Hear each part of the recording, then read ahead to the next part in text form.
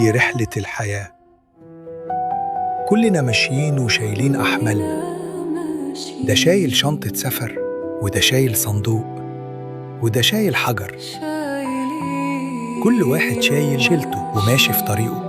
مفيش شيلة زي التانية ومفيش واحد زي التاني، بس ساعات الشيلة بتتقل، تطبق على صدرك وخطواتك تبطأ، تعافر في كل خطوة ومحدش حاسس بيك. وهنا بتيجي أصعب لحظة، لما الناس تبدأ تلومك بدل ما تساعدك. شد حيلك، انت بقيت كئيب كده ليه؟ غيرك شايل أكتر، انت هتكفر.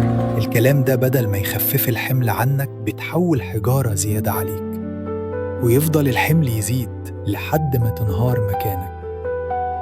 وساعتها الحمل بيعلن انتصاره ويتحول لوحش، وغنمته روحك نفسها.